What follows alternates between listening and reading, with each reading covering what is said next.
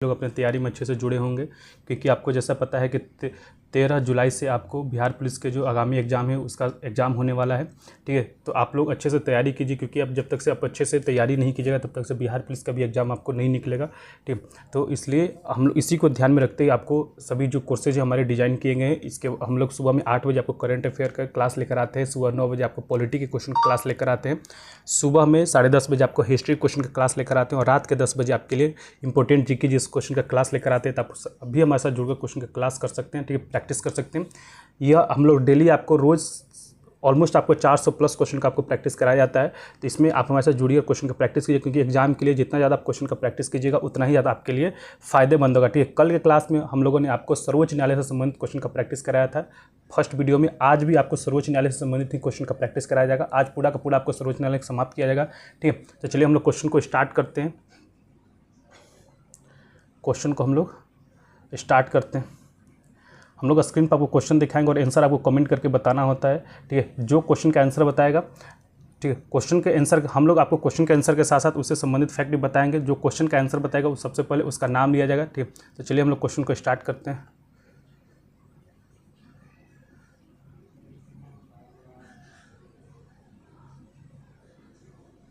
Question को start करते हैं।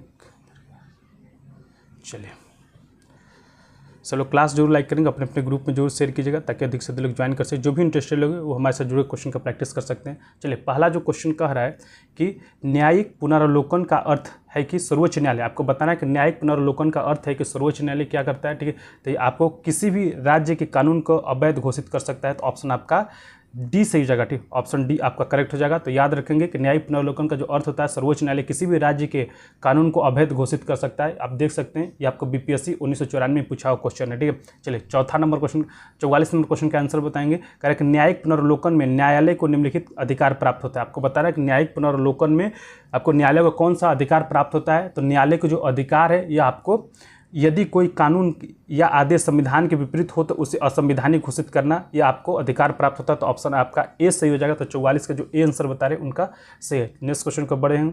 चलो क्लास जरूर लाइक करेंगे, अपने अपने ग्रुप में जरूर शेयर कीजिएगा। 45 और 46 नंबर क्वेश्चन आपके स्क्रीन पे आप देख सकते हैं।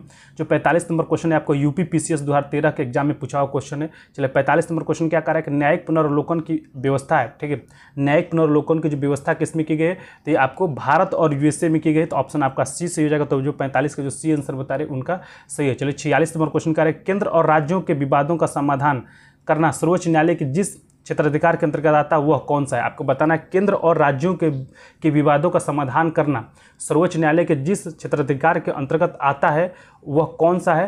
तो यह जो है आपको है प्रारंभिक क्षेत्राधिकार। ठीक है, यह कौन किसके अंतर्गत आता है, तो प्रारंभिक क्षेत्राधिकार के अंतर्गत आता है। ऑप्शन डी आपका सही होगा। और यह किस अनुच्छेद के अंतर्गत आता है, तो यह आर्टिकल आपको 131 के अंतर्गत आता है। ऑप्शन आपका डी सही हो जाएगा। चलिए 47 नंबर क्वेश्चन का आंसर बताएंगे। चलो क्लास जरूर लाइक करेंगे, अपने अपने ग्रुप में जरूर शेयर कीजिएगा। 47 नंबर क्वेश्चन और 48 नंबर क्वेश्चन का आंसर बताएंगे। 47 नंबर क्वेश्चन में कह रहा है कि निम्नलिखित में से किस मामले में उच्च न्यायालय को प्रत्यक्ष रूप से दाखिल नहीं किया जा सकता। आपको बताना है कि निम्नलिखित में से किस मामले में उच्च न्यायालय को प्रत्यक्ष कारक निम्नलिखित में से किस मामले को उच्च न्यायालय में प्रत्यक्ष रूप से दाखिल नहीं किया जा सकता है। तो ये आपको दो अथवा अधिक राज्यों के बीच के विवाद को आपको प्रत्यक्ष रूप से उच्च न्यायालय में दाखिल नहीं किया जा सकता है। तो ऑप्शन आपका ए सही हो जाएगा। तो 47 का जो ए आंसर बता रहे हैं उनका सही है। 48 नंबर देखेंगे कि जनहित याचिका दायर किया जा सकता है। जनहित याचिका कहाँ दायर किया जा सकता है, तो जो जनहित याचिका है ये आपको उच्च न्यायालय और सर्वोच्च न्यायालय दोनों में आपको दायर किया जा सकता है। तो उपयुक्त दोनों हो जाएगा। ऑप्शन आपका सी करेक्ट हो जाएगा। तो जो 48 का जो सी आंसर बता रहे हैं उनका सही है। चलिए 49 और 50 नंबर क्वेश्चन का आंसर बताएंगे। सब लोग क्लास जो लाइक कीजिएगा, अपने ग्रुप में जरूर शेयर कीजिएगा। देखिए 49 नंबर क्वेश्चन में क्या कर रहा है कि सर्वोच्च न्यायालय किसे हटाने के लिए राष्ट्रपति से सिफारिश कर सकता है। आपको बताना है कि जो सर्वोच्च न्यायालय है किसे हटाने के लिए राष्ट्रपति से सिफारिश कर सकता है। ठीक है, तो ये आपको संघ लोक सेवा आयोग के अध्यक्ष एवं सदस्यों को हटाने के लिए आपको राष्ट्रपति से सिफारिश कर सकता है। तो ऑप्शन बी आपका सही हो जाएगा। तो जो 49 का जो बी आंसर बता रहे हैं उनका सही है। चलिए 50 नंबर क्वेश्चन क्या करेगा, दो या दो से अधिक राज्यों के बीच विवाद सर्वोच्च न्यायालय के ख्यालिस्तान के अधीन आता है। ठीक है, आपको बताना है कि दो या दो से अधिक राज्यों के बीच के जो विवाद है सर्वोच्च न्यायालय के किसके अधीन आता है। टीम यह किसके अधीन आता है सर्वोच्च न्यायालय में, तो ये आपको होता है मौलिक क्षेत्राधिकार के अधीन आता है। ऑप्शन आपका बी सही हो जाएगा। देख सकते हैं आपको यह जो क्वेश्चन आपको एसएससी 2023 में पूछा हुआ क्वेश्चन है, तो ये क्वेश्चन आपको बहुत इंपॉर्टेंट है, इसको आपको ध्यान में जरूर रखना चाहिए। ठीक है, चलिए नेक्स्ट क्वेश्चन की ओर बढ़ते हैं। 51, 52 और 53 नंबर क्वेश्चन देखिए। 51 नंबर क्वेश्चन क्या कह रहा है कि उच्चतम न्यायालय द्वारा परमादेश किसे जारी किया जाता है। आपको बताना है कि उच्चतम न्यायालय द्वारा जो आपको परमादेश किसे जारी किया जाता है, तो आपको किसी अधिकारी को सरकारी आदेश निभाने के लिए, तो ऑप्शन आपका ए सही हो जाएगा। तो 51 का जो ए आंसर बता रहे हैं उनका सही है। चलिए 52 नंबर क्वेश्चन देखिए क्या कह रहा है। 52 नंबर क्वेश्चन का आंसर बताएंगे कि 52 नंबर क्वेश्चन में कह रहा है कि निम्नलिखित में से उच्च न्यायालय उच्चतम न्यायालय की वह रिट आदेश कौन सा है जो किसी प्राधिकार को रद्द करने के लिए लिया जाता है। आपको बताना निम्नलिखित में से उच्च न्यायालय उच्चतम न्यायालय की वह रिट या आदेश कौन सा है जो किसी प्राधिकार को रद्द करने के लिए लिया जाता है। 52 नंबर क्वेश्चन का आंसर बताएंगे, तो इसका जो सही आंसर हो जाएगा आपको हो जाएगा सी, अधिकार परीक्षा रिट के लिए लिया जाता है। ऑप्शन आपका सी से है। तो 52 का जो सी आंसर बता रहे हैं उनका सही। चलिए नेक्स्ट क्वेश्चन को बढ़ते हैं। 53 नंबर क्वेश्चन क्या कर रहा है कि लाभ का पद आधारित हुआ है। ठीक है, आपको लाभ का जो पद है परिभाषित हुआ है। लाभ का पद कैसे किसके द्वारा परिभाषित हुआ है बताइए। 53 नंबर क्वेश्चन का आंसर, तो आपको सर्वोच्च न्यायालय द्वारा आपको लाभ का जो पद है परिभाषित हुआ है। ऑप्शन बी आपका सही हो जाएगा। तो जो आपको 53 का जो बी आंसर बता रहे हैं उनका सही। एक बार सभी लोग क्लास जो लाइक करेंगे अपने ग्रुप में जरूर शेयर कीजिएगा। ठीक है, कह रहा है 54 नंबर क्वेश्चन में कि निम्नलिखित में से किस मुकदमे में भारतीय सर्वोच्च न्यायालय ने सर्वप्रथम संविधान के मौलिक लक्षण का सिद्धांत प्रतिपादित किया था। आपको बताना है कि निम्नलिखित में से किस मुकदमे में भारतीय सर्वोच्च न्यायालय ने सर्वप्रथम संविधान के मौलिक लक्षण का सिद्धांत प्रतिपादित किया था। 54 नंबर क्वेश्चन के आंसर बताएंगे, तो ये आपको गोलकनाथ बनाम पंजाब राज्य के केस में आपको किया था। तो 57 का जो ए आंसर बता रहे हैं उनका सही है। और यह केस कब हुआ था, यह जो केस है आपको 1967 में हुआ था। ठीक है, 1967 में आपको केस हुआ था। तो ऑप्शन आपका ए सही हो जाएगा। तो जो 54 का जो ए आंसर बता रहे हैं उनका सही है। चलिए नेक्स्ट क्वेश्चन को बढ़ देंगे।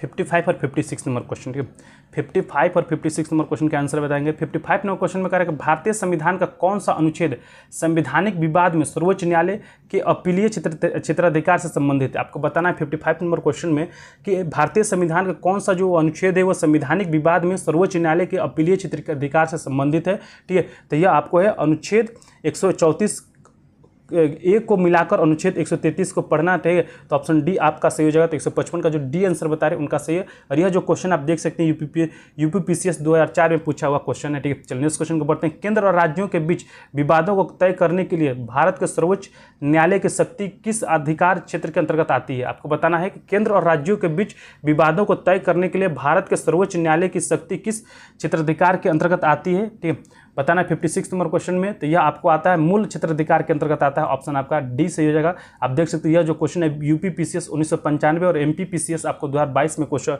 पूछा हुआ क्वेश्चन है। ठीक है, चलिए नेक्स्ट क्वेश्चन को बढ़ते हैं। सब लोग क्लास को जो लाइक करेंगे अपने अपने ग्रुप में जरूर शेयर कीजिएगा। ठीक है, कह रहा 57 नंबर क्वेश्चन में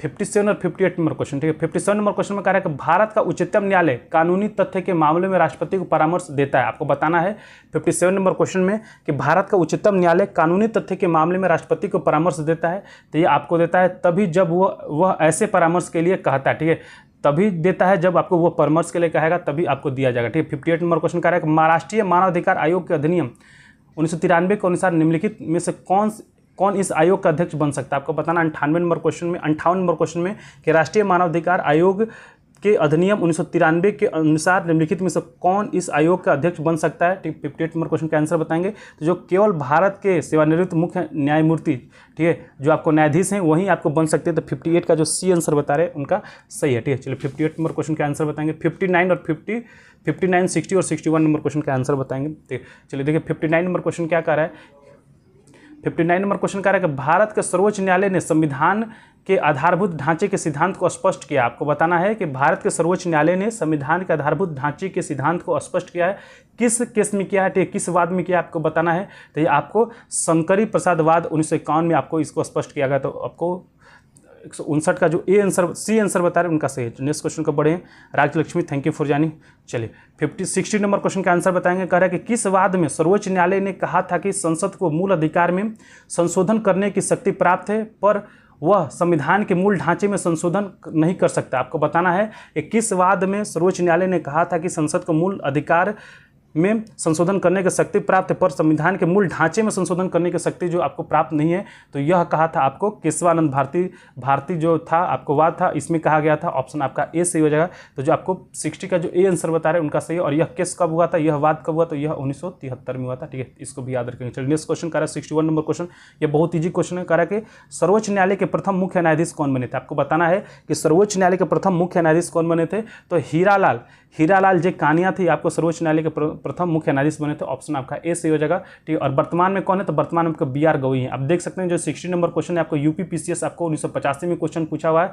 जो 59 नंबर क्वेश्चन ये आपको UPPCS 2013 और 2020 दोनों ही में ही आपको पूछा हुआ क्वेश्चन है। ठीक है, तो 60 का आपको ए आंसर सही हो जाएगा और 61 का भी ए आंसर सही हो जाएगा। चलिए 62, 63 और 64 नंबर क्वेश्चन का आंसर बताएंगे। चलिए 62 नंबर क्वेश्चन में क्या कह रहा है कि सर्वोच्च न्यायालय के मुख्य न्यायाधीश के पद पर सर्वाधिक लंबी अवधि तक कौन पदार्थ मतलब कौन बना रहा था, कौन जो भारत के मुख्य न्यायाधीश थे वो सर्वोच्च न्यायालय के सबसे अधिक लंबी अवधि तक बने रहे थे। तो पहला तो थे आपको हीरालाल जे कानिया थे। ठीक है, ये पहले आपको सर्वोच्च न्यायालय के पहले आपको न्यायाधीश थे, इसको याद रखेंगे। ठीक है, लेकिन यहाँ से क्वेश्चन आपको ये पूछ रहा है कि सबसे लंबी अवधि तक कौन था, तो सबसे लंबी अवधि तक थे आपको YV चंद्रचूड़ थे। तो ऑप्शन डी आपका करेक्ट हो जाएगा। और यह आपको कौन से आपको मुख्य न्यायाधीश थे, तो 16वें नंबर के मुख्य न्यायाधीश हैं। ठीक है, इन्होंने आपको लगभग 7 साल तक ये आपको इस पद पे थे, भारत के मुख्य न्यायाधीश के पद पर लगभग 7 साल थे। कब से कब तक थे, तो 1978 से लेके 1978 से लेकर आपको 1985 तक इस आपको पद पर बने हुए थे। तो ये भी पॉइंट आपको याद रखना है। ठीक है, लगभग आपको 7 साल तक इस पद पे बने थे। चलिए 63 नंबर क्वेश्चन के आंसर बताएंगे। करेगा सर्वोच्च न्यायालय के मुख्य न्यायाधीश के पद पर सबसे कम समय तक कौन आसीन रहा था। ठीक है, आपको बताना है। हम लोग अभी देखें कि सबसे ज़्यादा समय तक कौन रहा था, तो VI चंद्रचूड़ जो है 7 साल तक रहे थे। वो भारत के 16वें मुख्य न्यायाधीश थे और 1978 से लेकर 1985 तक आपको मुख्य न्यायाधीश के पद पर काम किए थे। ठीक है, इसके बाद 63 नंबर क्वेश्चन आपसे पूछ रहा है सर्वोच्च न्यायालय के मुख्य न्यायाधीश के पद पर सबसे कम समय तक कौन रहा था। तो जो सबसे कम समय तक रहा था वो थे आपको कमल नारायण सिंह। ठीक है, कमल नारायण सिंह सबसे कम पद पर रहे थे। ऑप्शन 4 आपका सही हो जाएगा। ठीक, यह आपको 22वां आपको मुख्य न्यायाधीश थे। ठीक है, 22वां मुख्य न्यायाधीश थे। केवल आपको 17 दिन तक अब इस पद पर रहे थे। ठीक, ये केवल आपको 17 दिन तक पद पर रहे थे। आप देख सकते हैं ये आपको छत्तीसगढ़ PCS 2021 में पूछा हुआ क्वेश्चन है।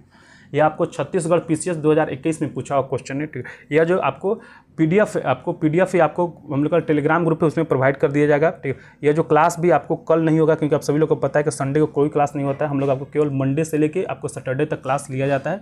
ठीक, पर डे हम लोग 400+ क्वेश्चन का प्रैक्टिस कराते हैं। तो आप भी हमारे साथ जुड़े क्वेश्चन का प्रैक्टिस कर सकते हैं। हम लोग रेगुलर आपको क्वेश्चन का प्रैक्टिस कराया जाता है। रेगुलर 8 बजे करंट अफेयर, 9 बजे आपको पॉलिटी, 10 बजे हिस्ट्री, फिर इसके बाद आपको रात के 10 बजे जीके जीएस का क्वेश्चन का प्रैक्टिस कराया जाता है। रात के 8 बजे आपको टेलीग्राम पे इंपॉर्टेंट जो आपको स्पेशल बिहार पुलिस स्पेशल क्यूज भी कराया जाता है। तो आप वहाँ भी ज्वाइन करके क्वेश्चन का प्रैक्टिस कर सकते हैं। चलिए नेक्स्ट क्वेश्चन कर रहा है कि सर्वोच्च न्यायालय के किस मुख्य न्यायाधीश ने 20 जुलाई 1969 से 20 अगस्त 1969 तक कार्यकारी राष्ट्रपति के रूप में काम किया था। आपको बताना है। आपको मैंने बताया था कि भारत के वो कौन सा सर्वोच्च न्यायालय के मुख्य न्यायाधीश थे जिन्होंने आपको भारत के कार्यकारी राष्ट्रपति के रूप में काम किया था। तो वो आपको HM हिदायतुल्ला थे। ऑप्शन बी आपका करेक्ट हो जाएगा। तो 64 का जो बी आंसर बता रहे उनका सही हो जाएगा। तो इसको याद रखेंगे कि भारत के एकमात्र मुख्य न्यायाधीश जो आपको भारत के राष्ट्रपति के रूप में काम किए हैं वो आपको हिदायतुल्ला। ठीक है, क्या नाम था उनका, हिदायतुल्ला नाम था। ठीक है, चलिए नेक्स्ट क्वेश्चन को बढ़ेंगे। 65 नंबर क्वेश्चन में रहेगा वर्ष 1973 में सर्वोच्च न्यायालय के मुख्य न्यायाधीश की नियुक्ति के समय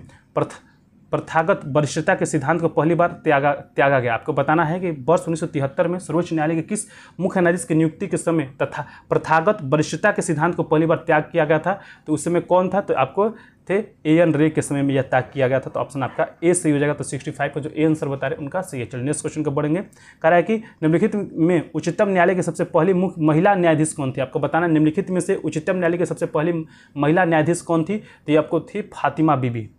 ठीक, फातिमा बीबी थी। ऑप्शन आपका सी सही हो जाएगा। और ये आप कब बनी थी, ये आपको बनी थी 1989 में बनी थी। ये भी आपको याद रखना है। आप देख सकते हैं ये आपको जो क्वेश्चन SSC 2002 में पूछा हुआ आपको क्वेश्चन है। ठीक है, चलिए नेक्स्ट क्वेश्चन को बढ़ते हैं। 61 नंबर क्वेश्चन, 67 और 68 नंबर क्वेश्चन का आंसर बताएंगे। 67 और 68 नंबर क्वेश्चन का आंसर सभी लोग क्लास जो लाइक करिएगा, अपने अपने ग्रुप में जरूर शेयर करिएगा। 67 नंबर क्वेश्चन में कि संविधान का व्याख्या करने का अंतिम अधिकार किसको प्राप्त है। संविधान की व्याख्या करने का जो अंतिम अधिकार है वो किसको प्राप्त है, तो आपको सर्वोच्च न्यायालय को प्राप्त है। ऑप्शन आपका डी सी हो जाएगा। आप देख सकते हैं यह जो क्वेश्चन आपको MPPCS 1994 और SSC 2010 में पूछा हुआ क्वेश्चन है। ठीक है, चलिए नेक्स्ट क्वेश्चन को बढ़ते हैं। 68 नंबर क्वेश्चन का निम्नलिखित में से किसके मामले उच्च न्यायालय एवं उच्चतम न्यायालय दोनों की अधिकारिता में आते हैं। आपको बताना है निम्नलिखित में से किसके मामले जो है आपको उच्च न्यायालय और उच्चतम न्यायालय दोनों के अधिकारिता के अंतर्गत आते हैं। तो ये आपको आता है मूल अधिकारों का जो संरक्षण है ये आपको दोनों के अंतर्गत आता है। तो ऑप्शन सी आपका करेक्ट हो जाएगा। ठीक, ऑप्शन सी आपका करेक्ट हो जाएगा। नेक्स्ट क्वेश्चन को पढ़ते हैं। 69 नंबर क्वेश्चन। 69 नंबर क्वेश्चन का आंसर बताएंगे। 69 नंबर क्वेश्चन में कह रहा है कि उच्चतम न्यायालय की परामर्श अधिकारिता के विषय में निम्नलिखित में से कौन सा कथन सही है। आपको बताना है 69 में कौन सा वो कथन है वो सही है। ठीक है, चलिए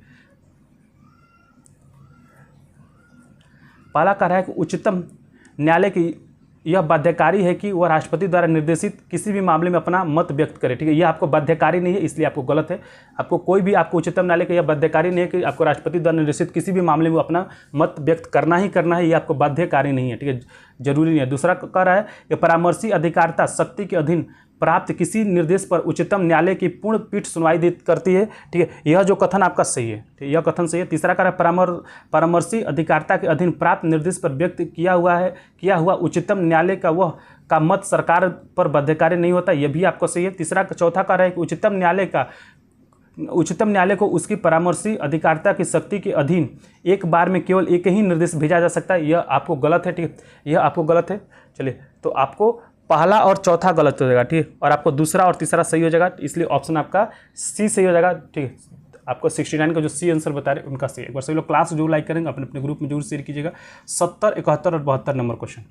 70, 71 और 72 नंबर क्वेश्चन का आंसर बताएंगे। 70 नंबर क्वेश्चन में कह रहा है कौन सा अनुच्छेद सर्वोच्च न्यायालय को अभिलेख न्यायालय का स्थान प्रदान करता है। आपको बताना है कि कौन सा जो अनुच्छेद है सर्वोच्च न्यायालय को अभिलेख न्यायालय का आपको स्थान प्रदान करता है। तो ये आपको करता है आर्टिकल 129। ठीक है, 129 आपको यह प्रदान करता है। ऑप्शन आपका सी सही हो जाएगा। तो 70 का जो सी आंसर बता रहे हैं उनका सी। 71 नंबर क्वेश्चन क्या कह रहा है कि निम्नलिखित में से कौन सबसे पहली महिला वकील हैं जिनको अधिक उच्चतम न्यायालय के न्यायाधीश के रूप में नियुक्त किया गया। आपको बताना है कि निम्नलिखित में से कौन सबसे पहली महिला वकील है जिनको सीधे उच्चतम न्यायालय के न्यायाधीश के रूप में नियुक्त किया गया था।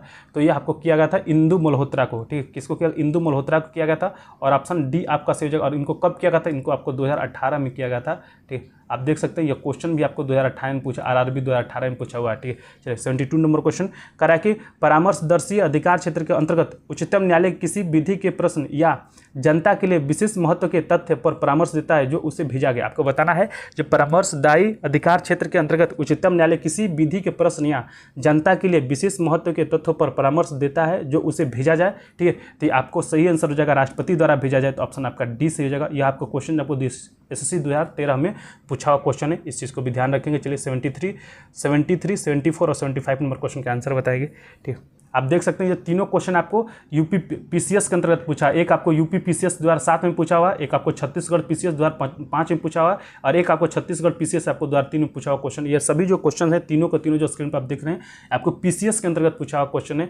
पहला करा 73 नंबर क्वेश्चन में जब भारतीय न्यायिक पद्धति में लोकहित मुकदमा PIL लाया गया तब भारत के मुख्य न्यायमूर्ति कौन थे। आपको बताना है कि जब भारत के न्यायिक पद्धति में लोकहित मुकदमा आपको PIL लाया गया तब भारत के मुख्य न्यायमूर्ति कौन थे। 73 नंबर क्वेश्चन का आंसर बताएंगे। ठीक है, तो उस समय आपको थे PN भगवती। ठीक, कौन थे? PN भगवती थे। ऑप्शन आपका डी से हो जाएगा। और ये आपको जो PN भगवती थे भारत के आपको 17वें नंबर के मुख्य न्यायाधीश थे, इसको भी याद रखेंगे। ठीक है, और ये आपको कब लाया गया था? ये आपको कब लाया गया था ये भी याद रखेंगे, 1980 में लाया गया था। ठीक है, चलिए नेक्स्ट क्वेश्चन को बढ़ते हैं। 74 नंबर क्वेश्चन क्या कह रहा है कि सर्वोच्च न्यायालय में न्यायाधीश नियुक्त होने के लिए व्यक्ति को कम से कम कितने वर्ष उच्च न्यायालय का एडवोकेट होना चाहिए। आपको बताना है कि सर्वोच्च न्यायालय में, ठीक है, सर्वोच्च न्यायालय में आपको मुख्य न्यायाधीश नियुक्त होने के पहले व्यक्ति को कम से कम कितने वर्ष उच्च न्यायालय का एडवोकेट होना चाहिए। 74 नंबर क्वेश्चन का आंसर बताएंगे। तो 10 वर्ष आपको एडवोकेट होना चाहिए सर्वोच्च न्यायालय में। तो ऑप्शन बी आपका सही हो जाएगा। ठीक, चलिए 74 का जो डी आंसर बता रहे हैं उनका सही है।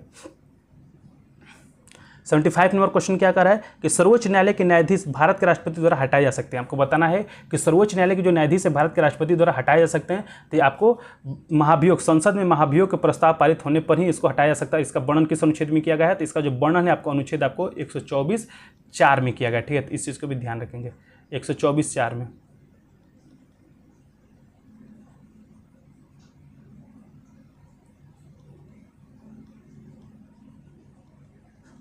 चलिए 124(4) में किया गया है।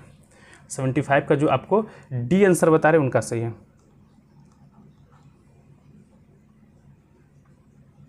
चलो क्लास जरूर लाइक करेंगे, अपने अपने ग्रुप में जरूर शेयर कीजिएगा ताकि जो भी इंटरेस्टेड लोग हमारे साथ जुड़े क्वेश्चन का प्रैक्टिस कर सके। चलिए,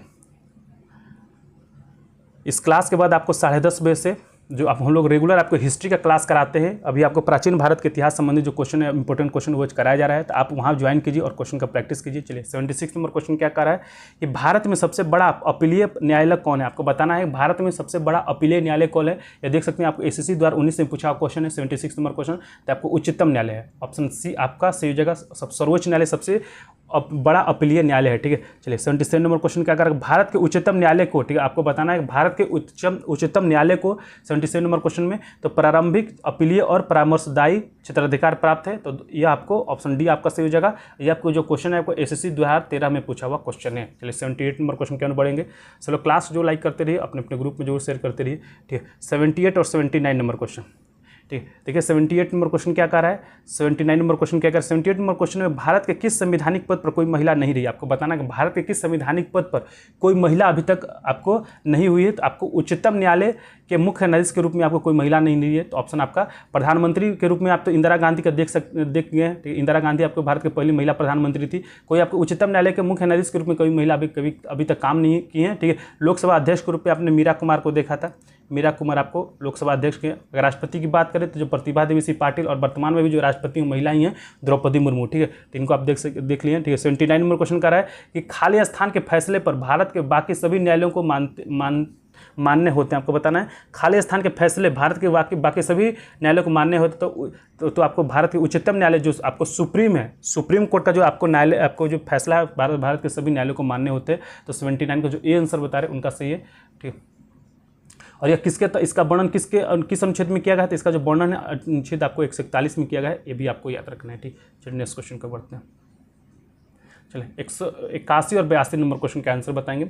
81 और 82 नंबर क्वेश्चन का आंसर बताएंगे। चलिए 80 नंबर क्वेश्चन में देखिए क्या कह रहा है कि निम्नलिखित में से उच्चतम न्यायालय के प्रारंभिक अधिकारता में आते हैं। ठीक है, निम्नलिखित में से कौन जो है आपको उच्चतम न्यायालय के प्रारंभिक अधिकारता के अंतर्गत आता है।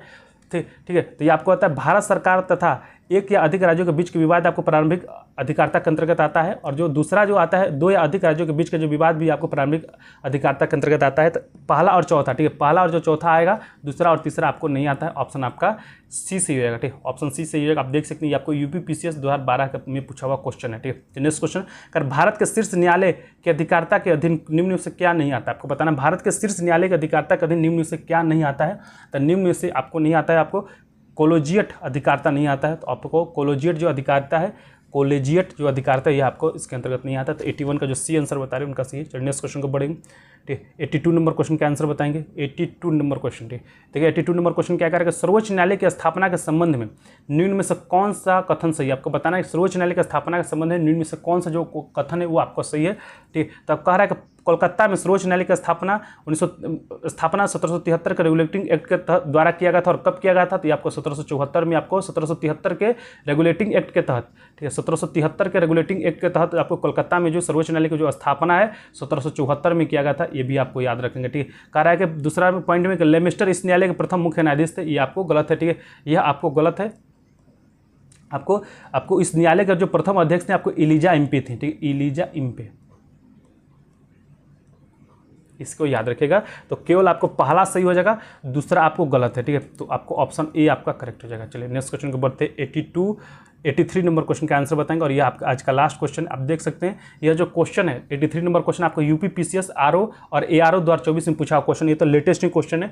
चलिए पढ़ाते हैं हम लोग। 83 नंबर क्वेश्चन में क्या करें, निम्नलिखित युगों में से कौन सा युग्म सही सुमिलित नहीं है। आपको पता है निम्नलिखित युगों में से कौन सा जो युग में आपको सही सुमिलित नहीं है। तो अनुच्छेद 124 जो है आपको उच्चतम न्यायालय के अभिलेख न्यायालय होना, ठीक है, तो यह उससे संबंधित नहीं है। तो यह आपको गलत है। ठीक, 183 का जो ए आंसर बता रहे हैं उनका सही है। उच्चतम न्यायालय जो 124 है, अनुच्छेद जो 124 है वो सर्वोच्च न्यायालय के गठन और स्थापना से संबंधित है। याद रखेंगे कि आपको अनुच्छेद जो 124 है वो आपको संविधान सर्वोच्च न्यायालय के गठन और आपको स्थापना से संबंधित है। और उच्चतम न्यायालय की अभिलेख न्यायालय न होना, इससे संबंधित जो अनुच्छेद है आपको अनुच्छेद है 129। ठीक है, 129 जो अनुच्छेद है ये आप इससे संबंधित आर्टिकल 129। चलिए आज की क्लास में इतना ही। ठीक, नेक्स्ट क्लास आपको नेक्स्ट क्लास आपको 10:30 बजे से आपको जो हिस्ट्री के इंपॉर्टेंट क्वेश्चन का जो क्लास है आपको रात 10:30 बजे से कराया जाएगा। तो आप सभी लोग ज्वाइन कीजिए। उसमें आपको हिस्ट्री के इंपॉर्टेंट क्वेश्चन को हम लोग प्रैक्टिस कराते हैं। ठीक, चलिए बहुत बहुत धन्यवाद सभी लोग को ज्वाइन करने के लिए। जय हिंद।